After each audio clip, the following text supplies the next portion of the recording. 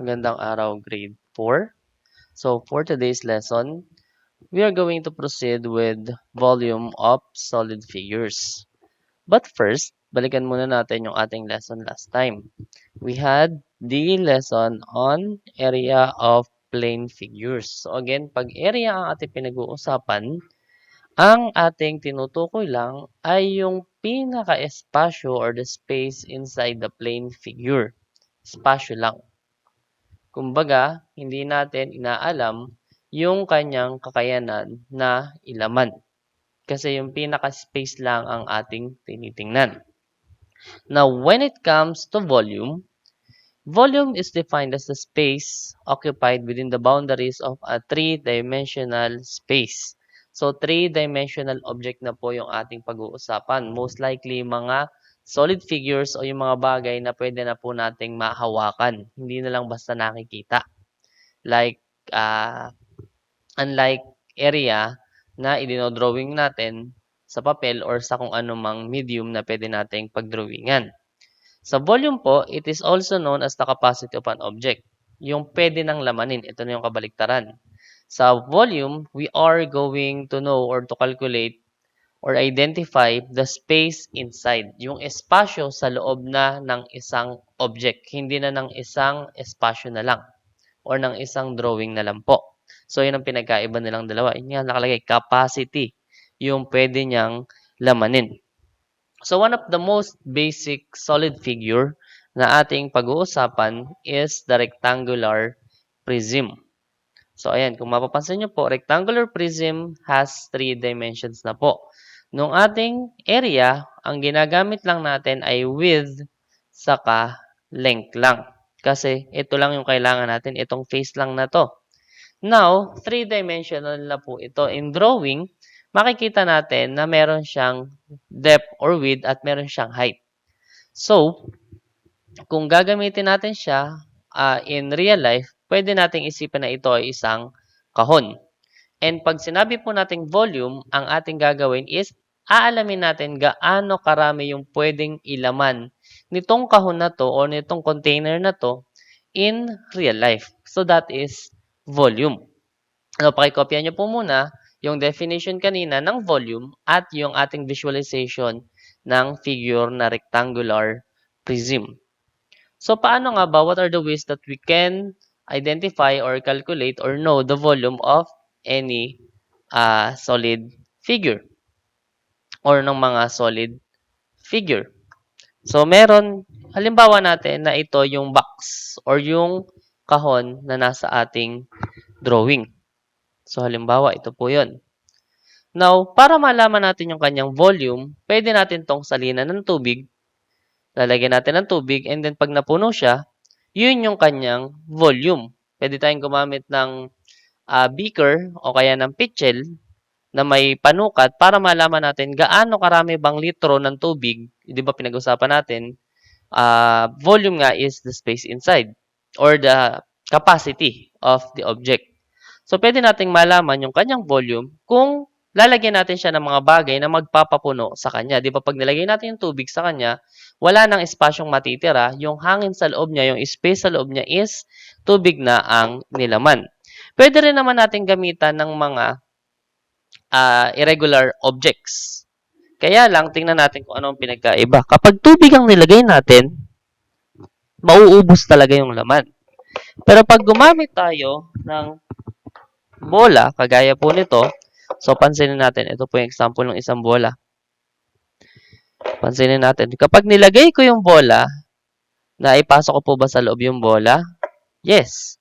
Pero the question is, meron bang espasyo na naiiwan kahit mapuno po yung lalagyan na to ng bola? Yes, meron pa din. So, although pwede siyang gamitin as panukat bilang volume, so halimbawa napuno siya, ang nagamit natin ay siyam na bola, pwede natin sabihin na ang volume ng kahon na to is 9 balls or 9 wood balls dahil gawa sa kahoy yung bola na to. Yun po yung isang paraan para makuha yung kanyang volume. Sir, meron pa po ba tayong ibang pwedeng object na gamitin? So, tingnan natin. Meron tayo ditong iba't ibang object na pwedeng gamitin. So, halimbawa, lalagyan ko siya ng iba't ibang gamit o nilagyan ko siya ng isang cylinder. Nilagyan ko siya ng isa pang malaking cylinder, ng tetrahedron, ng isang sphere, ng isang cube. O, ayan. Ayan na po yung itsura niya nung nilagyan natin ng iba't ibang object. So, out of dun sa mga nilagay natin, tingnan natin. Sa lahat po ng bagay na nilagay ko sa loob ng kahon or ng ating box, aling figure dyan ang sa tingin nyo kapag ginamit ko ng paulit-ulit ay mauokupa ng buo yung buong box? Ito bang sphere? Hindi, kasi yung gilid, pag tinignan natin, may espasyo. Pag yung cylinder naman, dahil pabilog siya kay malaki, kay maliit, o malaki, maliit, meron pa ring espasyo sa ilalim na naiiwan. Ayan, titignan nyo, may espasyo sa ilalim. Pag yung triangular pyramid, ayan pa rin, meron pa ring espasyong naiiwan. Pag yung square pyramid naman, ito sa kabilang side, baliktarin natin para masabi natin na walang daya. Ayan. Pag yung square pyramid naman, although yung base niya, naka-occupy yung likod, pero yung kanyang kabuuan, maraming espasyong natitira. Unlike kapag ang ginamit po natin ay cube, ayan, may espasyo pa dito kasi sir, wala pa akong nilalagay na isa. Pero, yung buong espasyo na pinaglagyan natin sa kanya ay na-occupy niya nang walang natitirang extra na space. So, ibig sabihin pala sa pag-measure ng volume, mas effective na gamitin grade 4 ang cube. So, kaya po ang ginagamit natin grade 4 sa pagsukat, so in measuring volume of a figure, we are using cubic units mostly. Lalo na kung may sulok or may edge ang ating, or may vertex at may edge ang ating figure. Ayan, cubic unit po ang tawag dito kasi isa siyang cube at isang unit siya. So, 1 cubic unit po ang ating tawag sa kanya. 1 cubic unit. Now, pwede ba nating examplean yan in a smaller scale? So, halimbawa, meron tayong maliliit na cubes. Kagaya po nito, ayan, maliit na cube. Layo natin ng konti. At nang umayos yung camera. Ayan.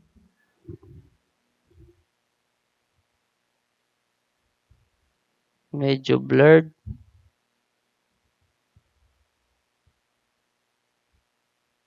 Lalo pang nag-blurred.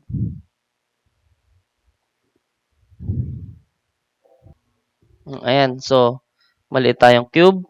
Pag nilagay natin siya dun sa loob ng ating box, ayan, kung mapapansin nyo, lahat halos ng space ay na-occupy niya. So, kung gagamit tayo ng marami nito, subukan natin.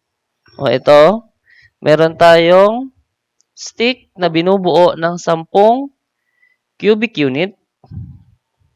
10 cubic unit yan per stick. So, 1, 2, 3, 4, 5, 6, 7, 8, 9, 10. So, 10. Pag nilagay natin siya, ayan, sa ating box, at dinamihan po natin,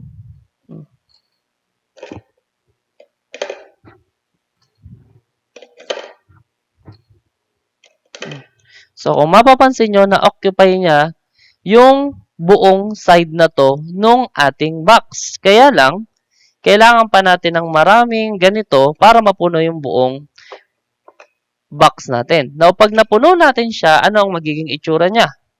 Kapag napuno na po natin siya ng mga maraming cubic units, ganito na po ang mangyayari sa kanya. O, ayan. Binubuo na po siya ng maraming cubic units nang walang natitirang espasyo. So, ilan to? This is 1,000 cubic units. So, 10 by 100. So, 100 yung ating first layer.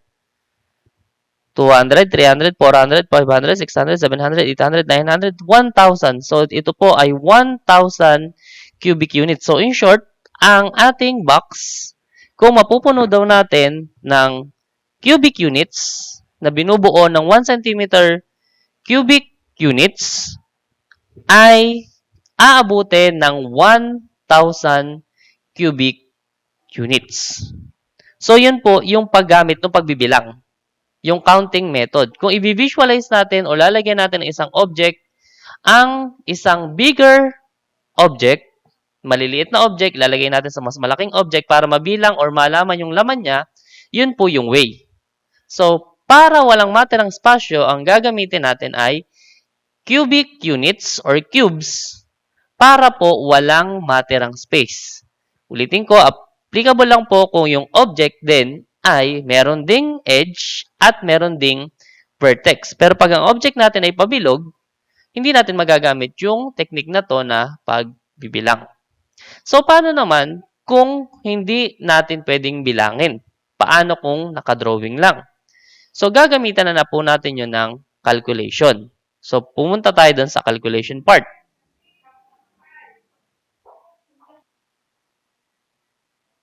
So, kung babalik tayo o kung pupuntahan natin, if we're going to calculate for the volume, grade 4 of any solid figure, syempre, kailangan natin ng value. So, halimbawa, mag-example tayo. Kanina, binilang natin isa-isang cubic units. Ngayon, what if hindi available yung object or nakadrawing lang yung object? So, for example, this is 4 units. And then, the width is 3 units. And then, the height is 4 units. So, for calculating, in calculating the volume of rectangular prism, the formula is volume is equals to length times width times height. So, yan yung ating calculation na gagamitin or yung formula. So, paano natin papaikliin? So, magiging volume is equals to length times width times height. So, muli po, kung hindi available si objects na pwede nating ilagay sa loob ng bigger object, pwede nating i-calculate by measuring the dimensions. Muli, ang ating dimensions are length, width, and height. And in our example, the length is 4 units, the width is 3 units, and the height is 4 units. So, paano natin i-calculate? So, using the formula, volume is equals to length times width times height, gagawa muna tayo ng ating number sentence. So, what is the length? Length is 4 units. And then, the width is 3 units. And then, the height is 4 units again. Pag kinalculate na po natin siya, dala-dalawa muna. Although kahit magkapalit-palit naman sila ng pagpwesto, ng pagmumultiply, yung pa rin magiging sagot, mas maganda pa rin na alam natin yung tamang proseso. So, dalawa muna. Ito muna ang unang dalawa na nasa kaliwa. So, 4 times 3. So, 4, 8, 12. So, magiging 12. So, nagamit na natin to. Ikesa na natin. Ibaba natin yung hindi natin nagamit, which is times 4. And then, 12 times 4. So, 12, 24, 36, 48. So, 48 units cube. So, cube na po yung magiging unit natin kasi volume na yung ating sinosolve or yung ating kinalculate. Maliit na 3 po sa itaas. So, again, the final answer is 48 cubic units or units cube. May tanong po ba? Kung wala or kung meron, proceed tayo sa example number 2. So, example number 2, again, Ito na naman po ang ating tatlong dimensions. We have the length, the width, and the height. Kahit saan naman po ilagay. Basta yung length ay yung nasa ibaba na mas mahaba, yung width ay yung nasa ibaba na mas maikli, at yung height ay yung nakatayo. So, lagyan natin siya ng sukat. For example, the length is 5 centimeter. And then this one is 4 centimeter. At yung ating height ay 10 centimeter. So, ano nga ulit ang formula? Volume is equals to length times width times height. And then, gawa tayo ng ating number sentence. Ang length, ito po, mahaba na nasa ibaba, 5. Ang width ay maikli na nasa ibaba din, 4. And then, yung nakatayo natin is 10. So, we have 5 times 4 times 10. And then, magmumultiply po tayo. Dalawa-dalawa lang muna. 5 times 4, 5, 10, 15, 20. So, that is 20. Cancel na po natin kasi na-solve na natin. Baba natin yung hindi natin nagamit, which is times 10. Now, multiply natin 20 times 10. 20, 40, 60, 80, 100, 120, 140, 160, 180, 200. So, 200 cubic centimeters is the final answer. Nakasabay po ba? Very good. Kung hindi, mag-practice pa pong mag-multiply. O, copy nyo po yung second example. And then, doon tayo sa third example. For the third example, hayaan ko muna kayong mag-solve ng kayo muna bago natin isolve ng sabay-sabay. This part is 10 meters. And then this part is 2 meters. And the last one is 5 meters. So, i-pause nyo po muna yung video and then isolve nyo po ng kayo muna. At kapag ready na po kayo at may sagot na kayo, sa kanya po siya i-play. 10, 9, 8, 7, 6, 5, 4, 3, 2, 1. So, pinlay nyo na. Ibig sabihin may sagot na kayo. Again, lagay po muna ang formula. Volume is equals to length times width times height. And then, saka nyo pa lang po ilagay si number sentence. Again, para hindi nyo po makakalimutan si formula, paulit-ulit nyo pong isulat kada magsosolve kayo.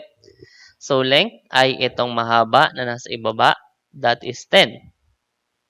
Width ay nasa baba na maikli. That is 2. And then, yung nakatayo is 5. Pag sinolve po natin, 10 times 2 muna. So, 10 times 2 is 20. Ikesa nyo na po para hindi kayo malito kung alin ang hindi nyo pa nagagamit. So, hindi ko pa nagagamit si 5. Ibinaba ko muna. 20 times 5. 20, 40, 60, 80, 100. So, the volume of our third figure is 100 cubic meters. Pare-parehas po ba tayo ng sagot? Okay. So, last example, bago ko isend yung activity ninyo, lagyan ko muna ulit ng dimensions. This is 8 units. This is 4 units. And this is 3 units. Sige po, i-post nyo po muna ang inyong video and then solve nyo muna. Kung ready na po kayo, saka nyo i-play para malaman nyo kung tama ang inyong sagot. 10, 9, 8, 7, 6, 5, 4, 3, 2, 1. So, kung pinlay nyo na, ibig sabihin may sagot na kayo. Sulat ulit natin ang ating formula. Volume is equals to length times width times height. Then, the number sentence. Length ay yung nasa baba na mahaba. So, nasa baba ang mahaba, 8. Longer side or longer base side is the length. And then, shorter one is nasa ilalim pa rin. That is 4. At yung nakatayo is 3. That is the height. So, magiging volume is equals to 8 times 4 times 3. So, yung unang dalawang nasa kaliwa muna, 8 times 4, bilang tayo. 8, 16, 24, 32. So, cancel na to. And then, times 3. O, pwede tayong mag-skip counting, pero pwede rin naman tayong mag-calculate. So, 32 times 3. 3 times 2 is 3, 6. 3 times 3 is 9. So, the final answer is 96 cubic units or 96 units cube. Nakuha po ba yung sagot at nakuha po ba yung proseso? Kung ganun po, I'll send the activities on the group chat via your advisor. Muli, maraming salamat. Kita-kita po tayo sa ating face-to-face kapag available na. Sabay check po ng ating mga activities na hindi pa natin na-check. Kita-kita ulit tayo sa susunod na video lesson man or face-to-face classes.